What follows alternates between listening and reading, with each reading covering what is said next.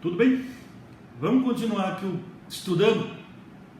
Dessa vez, uma das formas mais difíceis da gente verificar de extinção do contrato de trabalho, que é a culpa recíproca.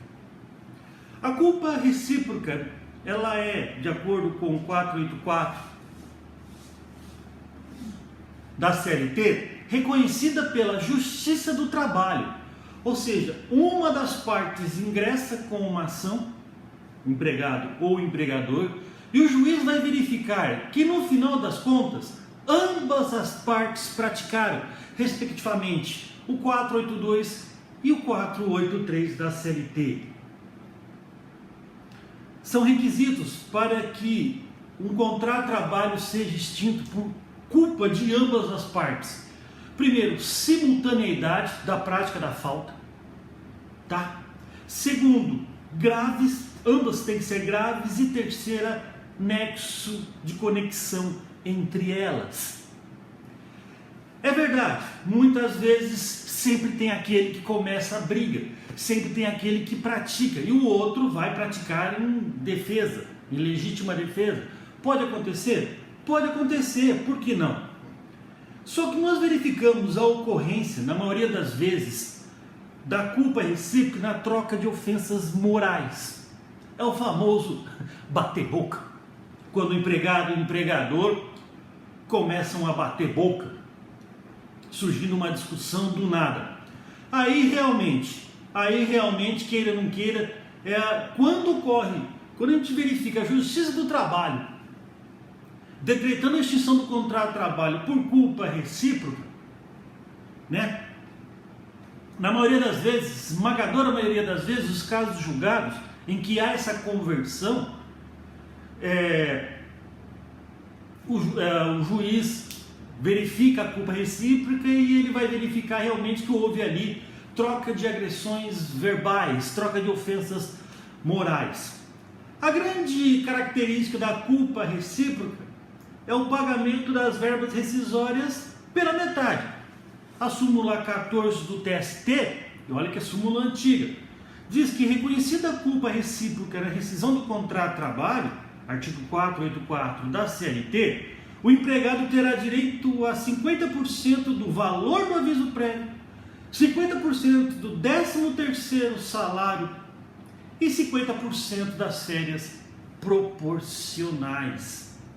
Lógico que se ele já completou o direito, os 12/12avos de ter direito às férias, e essas férias ainda não foram concedidas, elas terão que ser pagas integralmente. O que se paga integralmente são as férias proporcionais, os 1, 2, 3, 4, 11, 12avos, 13º salário. A multa do FGTS não será de 40%, mas sim de 20%, porque é metade. Ele terá direito ao saque do FGTS também, integral. E por outro lado, ele não terá direito ao seguro-desemprego. Tá bom? Então, só para encerrar, na modalidade de culpa recíproca, ele terá direito ao saque integral do FGTS, ele terá direito a metade do 13º proporcional, metade das férias proporcionais, metade da multa do FGTS e metade, que aí em vez de 40 é 20, e metade do aviso prévio. Beleza? Próximo ponto, demissão. Demissão, como eu já falei para vocês desde o início, o empregador dispensa o empregado pede demissão. No rigor técnico é errado falar eu te demito. O correto é falar eu te dispenso ou eu me demito, tá bom? Mas como eu falei para vocês, é um rigor técnico que ninguém segue, mas deveria seguir, né? Quem pede demissão tem direito ao saldo de salário, tem direito às férias, tem direito ao 13º, tem direito ao aviso prévio. não terá direito de sacar o FGTS, muito menos a multa do FGTS. Multa essa que é só cabível quando há ato do empregador em dispensar o empregado. E não terá direito ao seguro-desemprego também. Tá bom? O 482, parágrafo 2º, diz que aquilo que eu já falei para vocês, faltas durante o curso do aviso prévio, o empregador vai fazer o óbvio, não vai pagar os dias parados.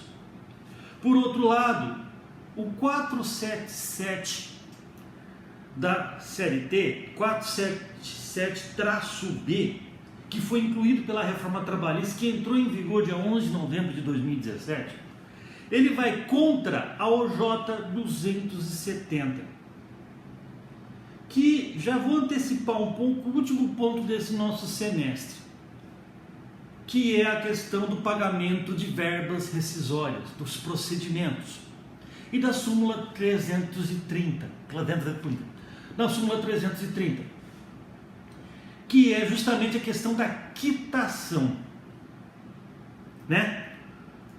Só para antecipar um pouquinho, a quitação, no âmbito do direito civil, é o cumprimento da sua obrigação.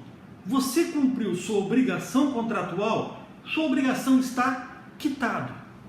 Você entregou a mercadoria comprada, você quitou sua obrigação no contrato. Tanto que quando se entrega algo, se pega recibo. Aquilo é um recibo de quitação da entrega de um bem. Por outro lado, quando você paga, você no contrato de compra e venda, cumprindo a sua obrigação, você tem direito a um recibo de quitação, de que você cumpriu sua obrigação contratual no contrato de compra e venda, que foi pagar. Tá bom? Beleza? Estamos falando de direitos trabalhistas. Vindo para o direito do trabalho, estamos falando de direito trabalhista. E principalmente nas verbas rescisórias, o empregador tem para si o direito de ter quitação do que ele está pagando ao seu empregado. Tá bom? Pois bem, o que vê o OJ 270 do TST? A adesão ao plano de demissão voluntária ou incentivada, também chamada PDI, PDV, que é quando a empresa, querendo diminuir sua folha de salário, oferece direitos para o empregado que pede demissão. Geralmente esses direitos suplantam os direitos de uma dispensa sem justa causa.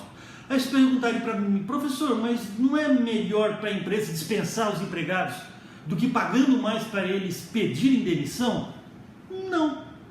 Não, porque como política da empresa é muitas vezes melhor incentivar quem queira sair e não está aguentando mais aquele emprego do que ficar dispensando o empregado, tá? Muitas vezes o custo político, o custo gerencial, o custo de relacionamento humano com seus empregados é melhor, de organização gente do céu, esqueci da palavra, da contabilidade gerencial, muitas vezes é melhor incentivar seus empregados pagando mais para que eles peçam demissão voluntariamente do que dispensá-los sem justa causa. E aí, a adesão, o que se preocupa é o seguinte, tá, o sujeito ele entrou num plano de demissão voluntária, beleza, vai ser feito o termo de demissão voluntária, ótimo, e aí ele vai dar recibo. Qual que é o alcance jurídico da quitação que ele dá nesses recibos de PDV, de PDI? E a OJ 270 diz que a quitação dada num termo de pedido de demissão voluntário, só será dado quitação do que consta ali. Do que não consta ali, ele não deu quitação. Como assim, professor? Simples. Eu posso entrar no PDV, entrei no PDV, aderi ao PDV. Beleza, terminou de executar o ato, o contrato de trabalho está extinto, procura um advogado e entra com ação trabalhista pedindo horas extras, porque ali não constava no PDV que ele estivesse me pagando as horas extras. Tá? Uma coisa muito importante, de regra, você dá quitação não ao contrato de trabalho, você dá quitação ao que estão lhe pagando, que fique muito bem claro, tá? O que os empregadores sempre quiseram e sempre sonharam é que no termo de rescisão de contrato de trabalho, ali o empregado estaria dando quitação de tudo, inclusive até do que não consta lá. Porque você não pediu demissão, você não assinou o termo de rescisão do contrato de trabalho, você deu quitação do contrato de trabalho. Depois você não pode entrar na justiça pedindo coisas. Pode sim. Tá? Se ali não consta o pagamento de horas extras, meu amigo, esquece. Se ali não consta quitação de FGTS, esquece. Você pode entrar pedindo diferença de FGTS. Se ali não está dando quitação de verbas trabalhistas, as verbas trabalhistas que não foram pagas, você pode ingressar na Justiça do Trabalho. Mas aí, esse é o entendimento da orientação jurisprudencial 270, da primeira sessão de dissídios individuais do Tribunal Superior do Trabalho. Contudo, a reforma trabalhista, inserindo o 477B, disse que o PDV ou PDI, que importa na rescisão do contrato de trabalho antes a adesão do empregado ao plano, implica plena e irrevogável quitação dos direitos decorrentes da relação empregatícia. Ou seja, queridos, se você tem uma convenção, se você tem um acordo coletivo de trabalho, lá está previsto a possível ocorrência de PDI ou de PDV, e quando você adere, você dá a sua assinatura, aquela assinatura no PDI e no PDV dá quitação de tudo aquilo que você está recebendo e de tudo aquilo que você não recebeu. Tá? Se você adere a um PDV, teu empregador está lhe devendo 200, 300 horas extras e você deu quitação, depois você não pode entrar na Justiça do Trabalho. Se os depósitos do FGTS forem irregulares, se assinou, você não pode entrar atrás de diferenças de depósito de FGTS, férias, 13º, todo e qualquer direito trabalhista, mesmo aqueles que não constem lá. Você deu quitação. E dando quitação, você não pode depois se insurgir contra, mesmo que seja na Justiça do Trabalho. Mas, o que fez o nosso legislador? Depois de tudo isso que eu falei para vocês, do 477-B, ele pôs uma vírgula. E qual que é essa vírgula? Salvo disposição em contrário, estipulado pelas partes. E qual então é a orientação que eu dou? Se você é empregador e está abrindo PDV para a sua empresa e você não cumpre as obrigações trabalhistas, insira essa cláusula, e inserindo essa cláusula, não deixe o empregado inserir esta cláusula de disposição em contrário, tá? De ressalva. Cláusula de ressalva. Se você é empregador, eu te oriento a isso. Não deixa o teu empregado inserir. E se você é empregado e aderir a um PDV, adere ao PDV desde que o empregador insira essa cláusula de ressalva ao contrato de trabalho. Beleza? Tudo bem? Queridos, boa semana. Que essa semana seja frutífera para vocês. Fiquem com a paz de Deus e até sexta-feira. Beleza? Tchau.